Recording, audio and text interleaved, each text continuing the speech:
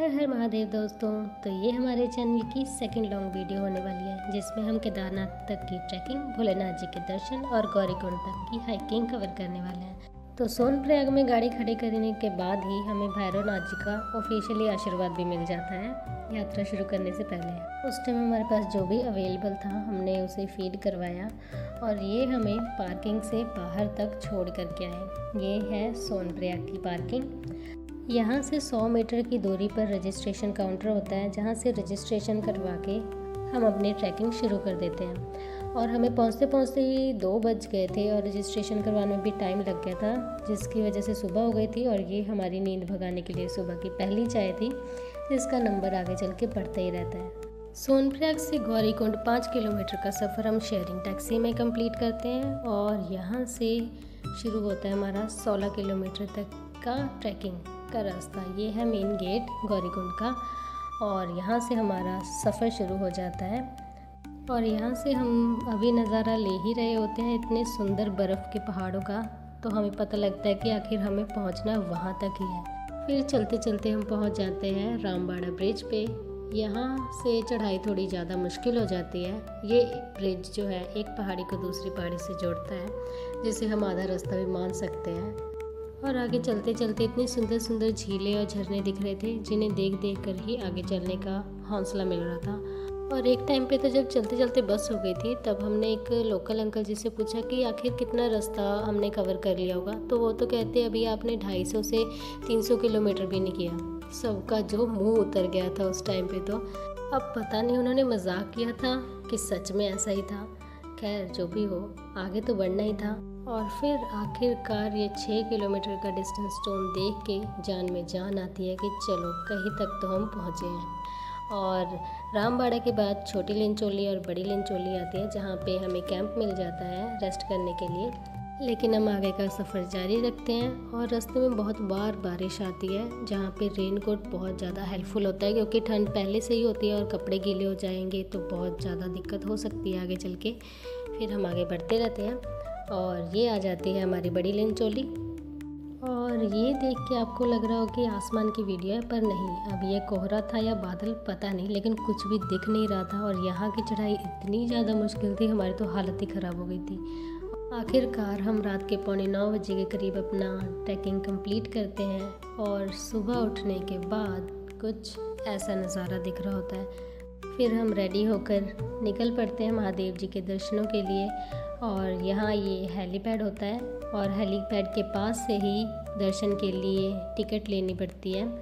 और फिर हम लाइन में लग जाते हैं जो कि बहुत लंबी होती है। बहुत सारे श्रद्धालु आए होते हैं महादेव जी के दर्शन के लिए। और फिर 12 से 2 बजे तक मंदिर बंद हो जाता है श्रृंगार वगैरह और साफ़ सफाई करने के लिए। उसी दौरान हमारी लाइन में एक मंदिर के पुजारी जी आते हैं और हमें भगवान नारायण का ध्यान करने के लिए बोलते हैं।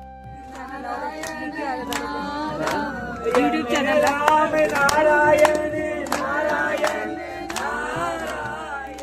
आखिरकार हमारे दर्शन हो जाते हैं और ये है भीमशिला जिसने आपदा के टाइम पे मंदिर को नुकसान होने से बहुत बचाया था।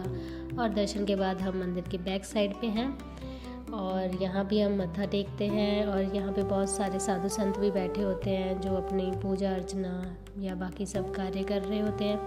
मंदिर के पीछे का नज़ारा भी बहुत ज़्यादा खूबसूरत होता है। हमें दर्शन करने में लगभग 8 घंटे लग गए थे। और ये है मंदिर का फ्रंट जो कि बहुत ज़्यादा खूबसूरत लगता है। और यहाँ पे तादाद देखिए भक्तों की कितनी ज़्यादा है जो सुबह से लाइन में खड़े थे महादेव जी के दर्शन पाने के लिए। और मंदिर के बैक साइड से 50 मीटर की दूरी पे यहाँ पे आदि गुरु शंकराचार्य जी की समाधि स्थल है। इन्होंने 8वीं शताब्दी में मंदिर का पुनर्निर्माण करवाया था। उनके दर्शन करने के बाद आखिरकार हमें शाम को सौभाग्य से मिलने वाली केदारनाथ जी की आरती देखने और सुनने का भी मौका मिल जाता है।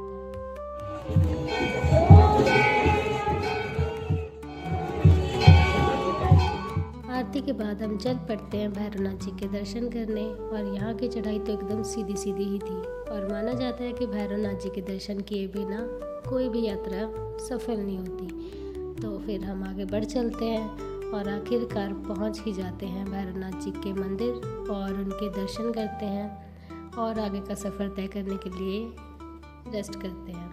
सुबह उठते ही फिर से -डिग्री टेम्परेचर और अब टाइम आ गया था वापस जाने का। दर्शन करने के बाद तो ऐसा लग रहा था कि बस और कुछ चाहिए ही नहीं ज़िंदगी में, बस महादेव जी अपने पास ही कहीं पे रख लें हमें। लेकिन इतने अच्छे भी कर्म नहीं है ना हमारे। आखिरकार फिर हम नीचे हाइकिंग करना शुरू कर देते हैं और चलते रहते हैं और फिर हमें लगती है भूख और हमें ये कुछ नया सा नेपाली नाश्ता दिखता है जिसे हम ट्राई करते हैं। काफ़ी अच्छा होता है और यहाँ पे मौसम करवटी बदल रहा होता है, बारिश वाला मौसम बना होता है एकदम से और सभी तेज़ी से फिर नीचे की तरफ चल रहे होते हैं और इन्हें देख के तो दिल गार्डन गार्डन ही हो जाता है। इन्हें ही कहते हैं हम सफ़र, जो इस उम्र में एक दूसरे का सहारा बन के अपनी यात्रा कंप्लीट कर रहे हैं और फिर हम अपना सफ़र आगे जारी रखते हैं और हम पहुंच जाते हैं रामबड़ा ब्रिज और नीचे उतरते उतरते इतने सुंदर सुंदर नज़ारे देखते देखते ही बारिश आ जाती है और यहाँ पे सबके रेन कोट भी निकल आते हैं और इन रेन कोट्स में तो सब इतने क्यूट से पेंगुइन लग रहे थे, जो कई दर्शन करके हमारी तरह आ रहे थे तो कई दर्शन करने जा रहे थे। बारिश की वजह से पूरी रोड एकदम कीचड़ से भर जाती है जिसमें चलने में भी बहुत मुश्किल हो रही थी और जूतों के नीचे तो पूरा कीचड़ भर जा रहा था जहाँ स्लिप होने का भी डर था।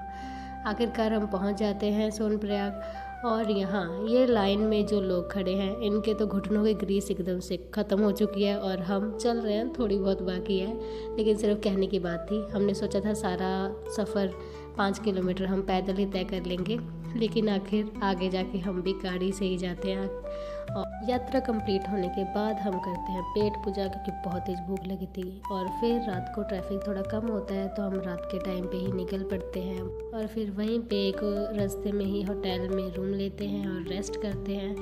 उस रूम के बाहर से कुछ नज़ारा ऐसा दिख रहा था, मैं तो बस वीडियोज़ ही बनाती रह गई। और फिर जब हम खाने के टेबल पर बैठे तो खाने के टेबल के पास भी नज़ारा बहुत ही ज़्यादा खूबसूरत था और फिर हम आगे बढ़ते रहते हैं। आखिरकार इस सफ़र में हमारे 5 से 6 दिन कब निकल गए हमें बिल्कुल भी पता नहीं चला और इस जगह से तो जाने का बिल्कुल भी मन नहीं हो रहा था। मेरी तरह बहुत सारे लोग होंगे जो पहाड़ों पे जाते होंगे तो सोचते होंगे कि हम वहीं पे परमानेंटली रह लें, लेकिन जो वहाँ पे रहते हैं उनकी लाइफ का स्ट्रगल सिर्फ वही जानते हैं। उनकी भी लाइफ में डेली बहुत ज़्यादा स्ट्रगल होता है और हम आगे बढ़ते रहते हैं और शाम होती रहती है और शाम से रात होने लगती है और ऐसे ही करते करते 12 बज जाते हैं और फिर वो दिन आ जाता है जिस दिन मेरी बहन का बर्थडे होता है। तो हम एक पेट्रोल पंप पे रुकते हैं और छोटे छोटे से 2 केक लाते हैं और उसका बर्थडे वहीं पे सेलिब्रेट करते हैं बहुत अच्छे से और फिर हम अपना आगे का सफ़र तय रखते हैं और घर तक पहुंचने वाले होते हैं और इसी के साथ हमारा सफ़र कंप्लीट होता है। आई होप महादेव जी जल्दी से फिर से हमें याद करें और आपको ये व्लॉग